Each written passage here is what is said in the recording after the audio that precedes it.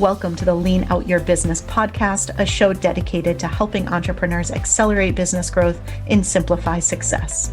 I'm your host, Krista Grasso, and I've been working with businesses for more than 2 decades to help them lean out and optimize what's working while eliminating anything that's not adding value. So if you are ready to get more time back in your day, more profit in your business, and to do business differently, growing and scaling on your terms, let's dive into today's episode. Hello, and welcome to another episode of the Lean Out Your Business podcast. Today, we're going to be talking about breaking through the dreaded growth plateau. The reality is that businesses hit plateaus along their scaling journey, especially between multi-6 and multi-7 figures. And after scaling businesses and working with businesses to scale for over 30 years now. My first business that I scaled was in 1992, so that will date me here. But I've been at this for quite a long time, and I have been working across a lot of different industries, as well as having scaled 7 of my own businesses so far, soon to be 8 as I get ready to launch the new division of Lean Out Method, which I'll tell you more about in a future episode.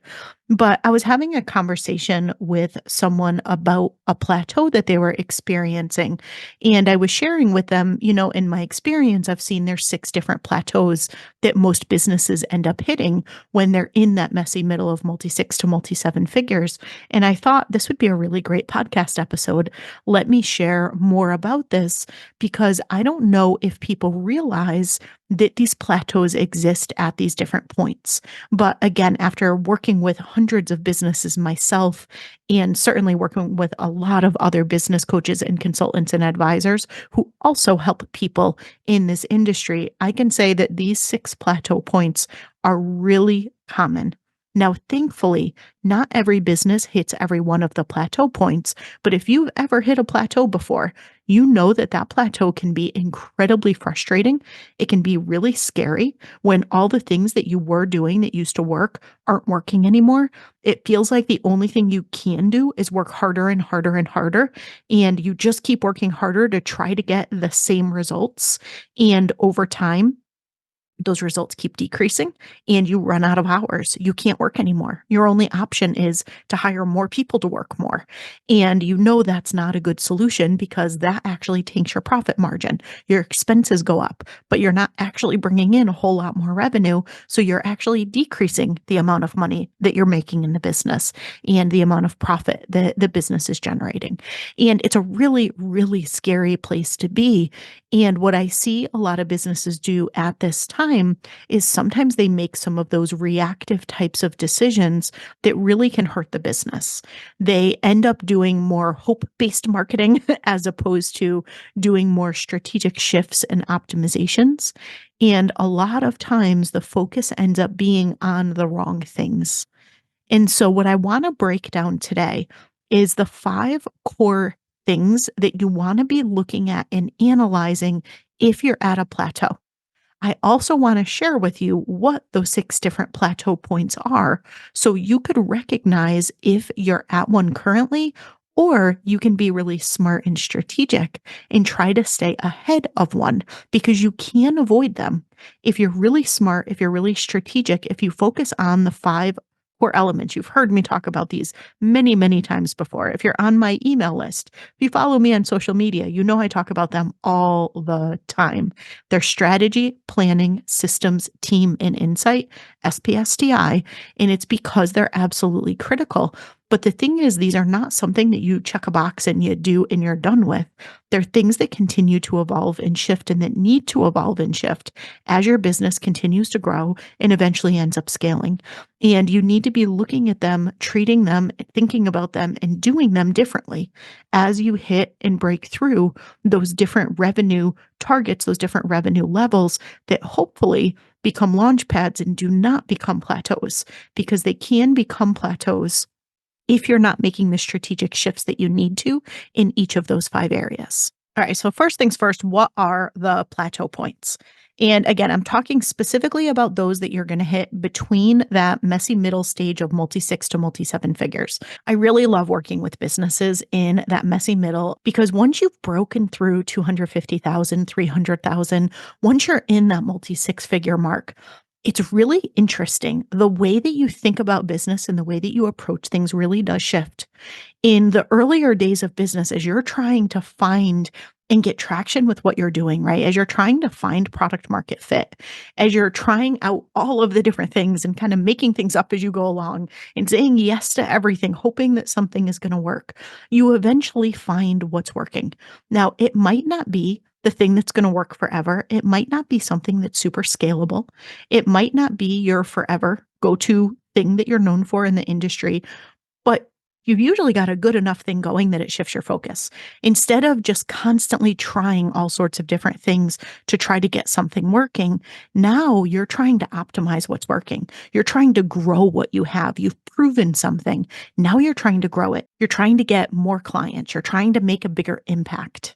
You're starting to see what's possible. You're starting to think about your time differently. And so here's the 6 plateau points. The first one tends to set in around the 250,000 to 300,000 mark. The next one happens at about the $500,000 mark. The third is around 750,000, 800,000, right in that range. The fourth tends to be around 1.2 to 1.3 million. The fifth is at 3 million, and then the sixth is at 5. And again, not every business hits every plateau point, and these numbers can certainly be different in different industries.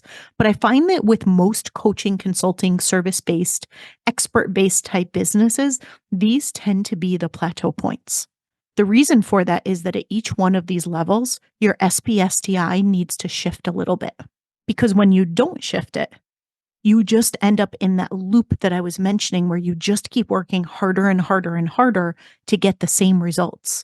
And eventually you're working harder and harder and your results are decreasing instead of increasing, which causes you to pump out more time, more expense, sometimes add more people. And yet you're not seeing enough of an increase in profit margin. And the reason is because you're trying to do more of the things that got you to the level that you're at. But by doing those things are keeping you at the level that you're at. They're not the things that you need to do that are going to allow you to break through to the next level. So let's dive into what those things are and how you want to be thinking about and shifting your SPSTI as you're going through that scaling journey of multi-6 to multi-7 figures. So starting with strategy, what you want to be looking at is, do you have an aligned business model and offer suite that's actually going to support and take you to the vision and the goals and the financial targets that you have for your business? So strategy really starts with having that crystal clarity of vision and making sure that you can get there with the way that you have your business structured today and with the offers that you're selling and delivering today. There's oftentimes a big gap, especially if you're at that $250,000 to $300,000 mark, which is where a lot of businesses can get plateaued because you've gotten your business to the first 6 figures, which is great. You frequently do that with a whole lot of different offers. And as you take your business from that 100,000 to the 250-ish thousand mark, you're usually refining your offers a little bit. You're getting more clear in your niche. You're getting more known for something, but it doesn't always mean that your offers are highly scalable. A lot of times the way that you have them structured or the way that you have your offer suite structured, you might still have too many things that you're trying to do for too many people at that point. Or on the inverse, you might only have one thing that you're doing, like one-on-one coaching or one-on-one consulting. And there is no real way to scale it because you've hit your ceiling. You've hit your ceiling with the team that you currently have and with the systems and the structure that you currently have. And you would either need to hire more people or you would need to change your model. If we move on to the P for planning, who needs to do what when to market, sell, and deliver your offers to grow your business and to connect your vision down to the day-to-day? When businesses get stuck at that $250,000 to $300,000 mark, frequently what I find is they do not have real planning practices in place. And without them, Their expenses are much higher than they need to be because things take longer. They're paying more for their team. They're launching things later or they're doing things later than they want to because they're losing efficiencies. The founder is frequently inserting new ideas or inserting new things, so things don't ever get finished and implemented. And so planning becomes really critical once you've broken through multi six figures in a way that's different when you haven't yet hit that mark. I believe planning is always important. If you listen to any episodes of this podcast, you know that I am a really big believer in planning and I have an entire lean strategic planning framework that I designed specifically for businesses like ours. So there's never a time that you shouldn't be planning, but the way you plan changes when you break into multi six figures, and it changes again at every single new level that you hit in business. I did a whole podcast episode about how your operations need to change as you reach different levels in business. And I talked a lot about the shifts in planning. The S is your systems. And this is really about how do you streamline and stabilize what you do so that you can repeat positive results. You can consistently repeat those results and you can do so in the least amount of effort. One of the things that systems really help you do combined with planning is they help you stabilize things. If you find your business is on a revenue roller coaster, which a lot of times businesses at that 250, 300,000 mark are, systems will help you stabilize. They help you get more predictable. They help you get more consistent. And that ultimately helps you make some really smart decisions in business and be more proactive instead of feeling like you're always having to react to things. Now, the T is your team. For me, this is all about building out a lean dream team.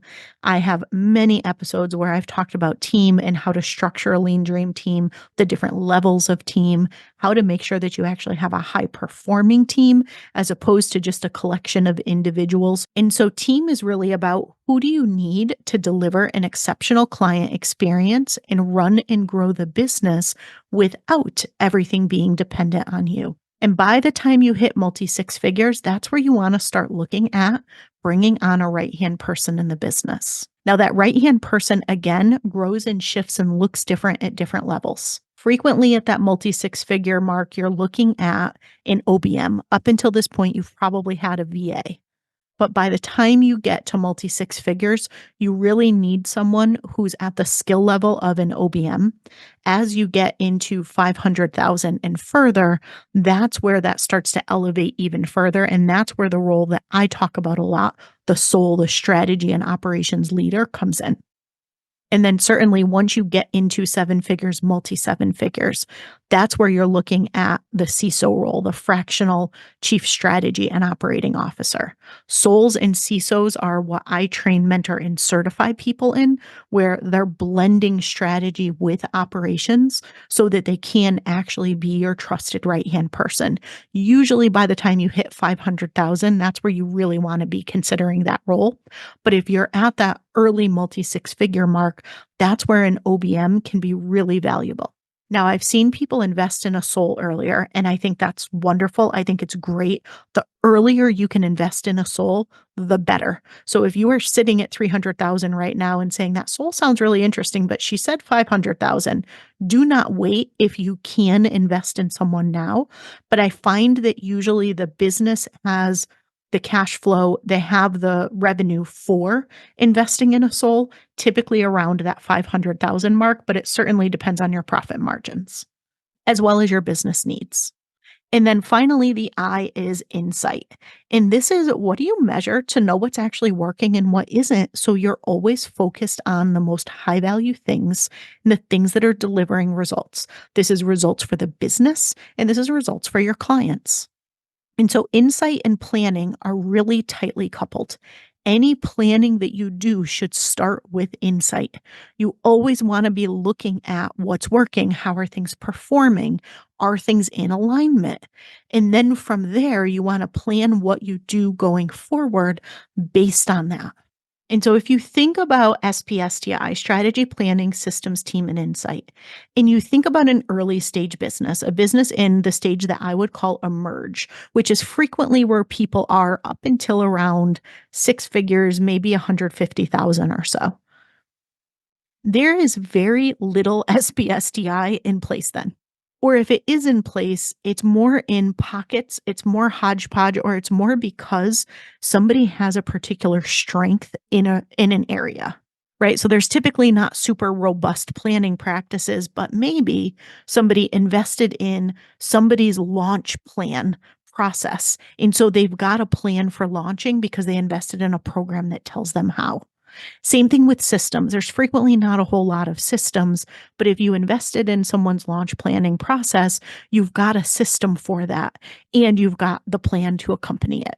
So it's things are kind of isolated. Strategy a lot of times is I'll do anything that people will pay me for, right? And so you have much more sporadicness and much less intentionality around strategy planning, systems, team, and insight. But by the time you hit that 253,000 mark, these things become really, really important and you need to be intentional with them. And as you elevate your business up, as you get to the 500,000 mark, you need to revisit and shift these things. When you get to 750, 800,000, you need to revisit and shift. When you get to 1.2, 1.3 million, 3 million, 5 million, same things, you need to evaluate and you need to shift. But here's the really, really critical thing. Let's say today you find yourself at a $300,000 plateau. What you want to get clear on is where do you have gaps in your SPSTI? But most importantly, you're not trying to do things at a $300,000 business level. You actually want to be doing things at a $500,000 business level. Because in order to break through to the next level, you need to be doing things at the next level. If you keep doing things at your current level, you will keep your business at the current level. So, first things first, it's important to recognize where you're at in your business journey when you look at those plateaus. Are you currently experiencing one? Or maybe you've made it past one of those plateau points and managed to avoid it, which is fantastic. You want to look at what is the next common plateau point, and am I proactively making the shifts and doing the things that I need to make sure that I don't experience it, right? As I shared, every one of these is avoidable, but it's avoidable by proactively elevating your SPSTI to make sure that you are ready for and positioned for that next level in alignment with the long-term vision that you have, right? You need to make sure that what you sell is scalable and can be delivered at scale. You need to make sure that how you market and sell is scalable. And part of being scalable is things being simple, things being systematized, things being stabilized, right? You don't want to scale the wrong things. You hear me say a lot that you do not want to scale noise and complexity, but that's what a lot of businesses do. They try to scale too fast. They try to scale too much. They haven't first simplified. They haven't first stabilized and systematized what they have, and they haven't looked at their business as an entire ecosystem to understand how things fit together. So when they do scale, they end up creating a bunch of problems instead of actually scaling impact and profit, which is what they want to be doing. That's why it's so important to look at all 5 of these elements. Anything you do in isolation frequently does not have sustainable results. You might see some short-term quick wins, but it frequently will have an impact on other areas of the business that you then need to course correct. And you're constantly putting out fires then. You're constantly shifting focus from here to there to there. And instead, you want to look at this as an entire engine, as an entire ecosystem or scalable growth. You want to set things up so that your business can continue to grow in a scalable way and in a sustainable way and fully avoid or quickly break through those plateau points as you experience them. If you would like any support with this, I invite you to join me inside Simplify to Scale. This is my high touch, small circle mentorship. You work with me for a period of 6 months and get my advisory and support as you're scaling your business, as well as your team gets access to my entire Simplify to Scale framework, which has the lean strategic planning system. It has the lean dream team system. It has your lean business systems. It has the metrics and the insight in building the Kaizen culture, which is your small continuous improvements and changes for the better. It's everything that you need to run an operationally efficient business.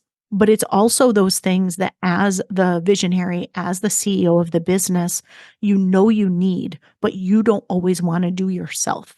And that's why I structure Simplify to Scale intentionally to be dual track. So you are in calls twice per month with me, where you could come in and bring any scenario that you have, anything that you want my feedback and support on, while your team is off learning how to implement a lot of these things in the business so they're capable of improving the operations and scaling the business for you. I've run this now since 2020. So it's been a whole lot of cohorts and a whole lot of time that I have done this, a lot of incredible businesses that I've worked with and helped to simplify, help to scale, and ultimately helped the founder get out of the day to day operations of the business and be able to break through different growth plateaus as they're scaling to multi seven figures. And I learned over time that what people really seem to want and really seem to resonate with were those calls with me. They just want a place to be able to go to say, my right hand person just quit. What do I do? Or I really feel like in order to get to the next level, I need to change my team. I don't think I have the right people to support me, but I don't even know what that looks like. What do I do? Or I've got this really big launch coming and I'm not quite sure what I'm missing as I'm trying to plan for it. And they just wanted a space to be able to come and get my insight and get my support in their business. So I intentionally structure it where you get 2 calls a month, you get access in between if you have urgent things that you need support with. I keep it small circle. So you get to be in this incredible collective with other businesses who are actually at your level, not one of the groups that claims to have people at your level, but then everyone is at a different level, which just changes the dynamic and the types of questions being asked in the group. But you also get access to absolutely everything that you need from an operations perspective. And I find that founders and CEOs have two different approaches on this. There's some who show up for the calls only and could care less that I give them access to every system that I use to run Lean Out Method and everything that I've developed to help a business scale through the messy middle of multi six to multi seven figures. They just want the calls with me and they literally never log into or even look at the content that they have access to. And then I have others where the CEO is all up in everything. They want to know it all and they are going through every single thing. And so the nice thing about it is what I provide with the Simplify to Scale framework is pull based, meaning it's not content that needs to be gone through in order. It's really very much a, hey, I need to hire someone right now. Great. You go and access the Lean Dream Team system and you pull whatever you need. And as the CEO and founder, you could be as involved as you want to be, or you could literally never look at it because I give access to your team.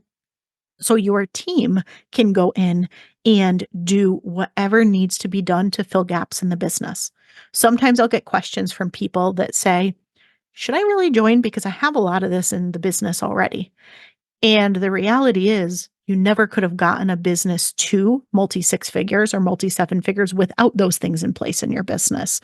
But what most people don't have is they don't have the ecosystem where everything fits together really strategically and really intentionally to actually build a scalable growth engine.